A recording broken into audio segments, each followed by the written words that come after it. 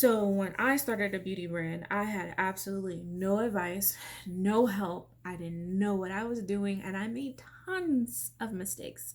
So I want to offer you some advice on how to start your brand.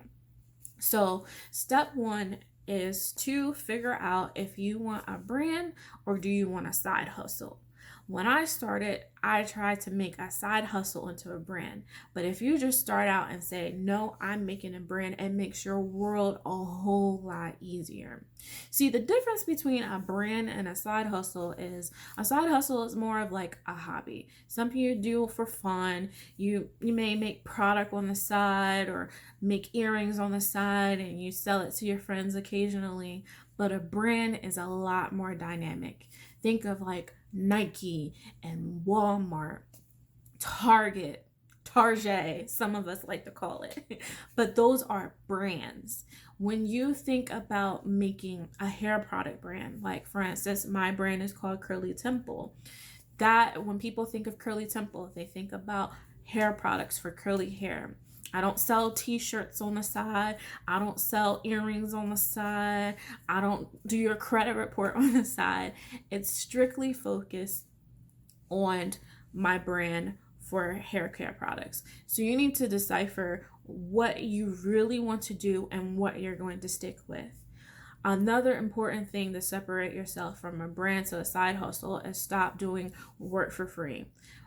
Brands need to make sense and it needs to make sense. So you need to make sure that what you're doing is going to make you money at the end of the day, because at the end of the day, your time is valuable. You're never, ever, ever going to get time back. So you want to make sure that whatever effort you're putting into your brand, you're going to make that money back. And oftentimes, side hustles and hobbies do not provide you with that. Number two is to change your mindset. Entrepreneurship is 80% psychological and only 20% skill, meaning a lot of entrepreneurs out here don't know what they're doing at all. I've witnessed it. We're all trying to figure it out, but we have to all tackle our mind and get out of our head. I think one of the most important things about building a beauty brand for me is dreaming big. When I started out, I said, I'm going to have my stuff in Target. I'm going to have my stuff in Walgreens. I'm going to do it big. And I was not prepared to even do those things. But it was the point that I had in my brain that those are things that I wanted to do, and that's what I was going to do. And yes, my stuff is in stores now. It hasn't made it to Walmart and Target, but they can call me. I'm ready for it. But dreaming big helped me to reach the success that where I'm at right now. And also staying positive. You don't know how many angry emails I get for things that are outside of my control. And sometimes I just want to curl up in a ball and I want to cry because I'm like, oh, I don't know what to do. They don't understand. But my husband reminds me not to internalize those angry words and to be able to solve the problem and then move forward. I think staying positive and being a positive individual, not only in your personal life, but in your business life, whatever you do personally is going to trickle over into what you do in your business. So you want to make sure that you're positive in your own personal life, and that's going to be reflective of how your business is going to turn. Because as long as you continue to put positive energy that out, you're going to receive positive energy in return. I'm a firm believer of that. So staying positive is so important. And if you are afraid, use that fear to motivate you. I am afraid. I'm going to tell you. I'm afraid of being poor. I grew up in a single parent household, and I tell you, when we struggled, we struggled. I remember the worst year of my life, and it wasn't during COVID. The worst year of my life is when I was in college and I had to study under the street light for 6 months because we had no electricity. My teacher turned around and told me that I should drop out of school and become a secretary. And not only did I use that fear of Me growing up in that situation again to motivate me to not only pass her class, but I take that same fear that I've experienced as a child, and it motivates me to try my best to be successful in my business and all things that I do, because I know at the end of the day, nobody is going to put me back in that situation again. I will never go back to being under a street light struggling. And if I do, I will make sure that I will get myself out of that situation, because that fear for me is so strong. I would never position myself in that lifestyle ever again. And I think rappers are a prime example of that. I mean, you can listen to any example of like Jay-Z, a billionaire now.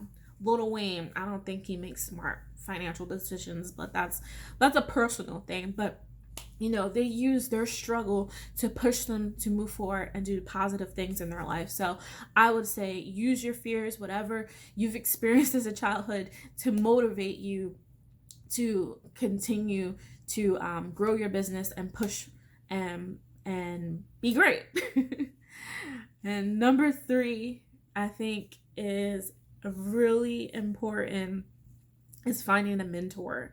Mentors are wonderful because they can give you advice that you have probably never even thought of. I know for my industry, mentors are kind of hard to find because everyone's like on a hush. They don't want to tell you their secrets. And I think a lot of the time it just has to do with people think they want to keep up a persona that they are big and they're grand, and they're really not. They're probably doing the same thing I am. So, don't be offended when you look and you ask for someone for help and they don't respond, because sometimes they don't even have the answers themselves.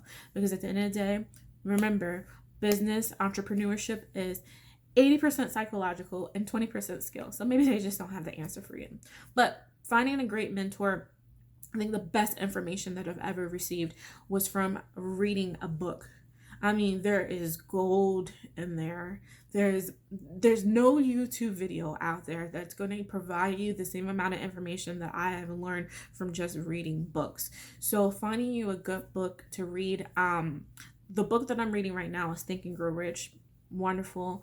Another book that I'm reading right now is Breaking the Habit of Being Yourself, how you can change your mindset in order to allow success to find you. And Rich Dad, Poor Dad. That's an excellent book. Now let's talk some more about real estate, which we'll talk about maybe later down the line, but it definitely skews your mindset, especially if you didn't grow up around anybody that can offer you any type of success tips. That definitely, those 3 books has definitely changed my mindset and motivated me to be where I'm at right now. And number 4, and I think this is the most important thing you can do to help your business be a success, is making sure your personal credit is together. And I will say this again, making sure your personal credit is together. You need to make sure that you have your bills paid on time. You need to make sure that your credit score is A1. Why? Because say if Target or Target calls you and says, hey, I want you to supply 1,000 units of your product to our store. Well, a lot of these big companies, they do these net 90-day terms, net 60-day terms, net 30-day terms. What in reality means is that they're not going to pay you for 90, 60, or 30 days after they receive a product. So where are you going to get that money from? If your money is not right and you don't have someone that's going to give you a small loan of $1 million, you need to figure out how you're going to get that money and how you're going to get it quick. If your credit is not together, if you don't have someone that will invest in your business, you are SOL. You're stuck. You're not going to be able to supply that chain, and you're going to miss out on other opportunities. So you want to make sure that you take care of your personal finances, and that's going to prepare you for later down the line to get business credit, where none of the credit that you use is going to affect your personal finances. But that can be another video later down the line.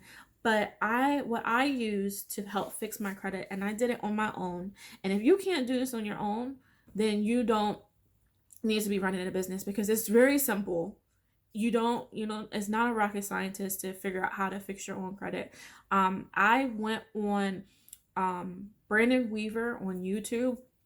Channel is excellent. He shows you exactly how to fix your own credit. It's only what, 20 or 30 bucks for his program, and he gives you all the paperwork and you mail it in.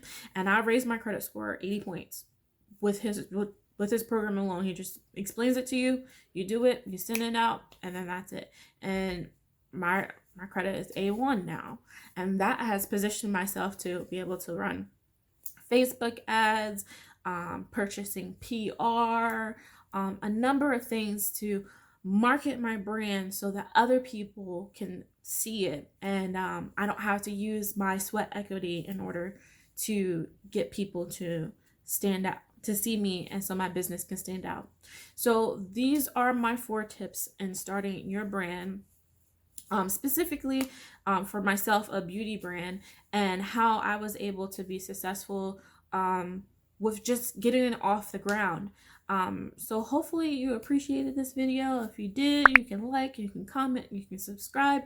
You can leave comments of how you started your brand and how you made it a success. I would love to hear everyone's opinion. So thank you for watching this video. Hit the notification because I'm going to leave more tips, especially for us beauty brands out there, on how to build a beauty brand.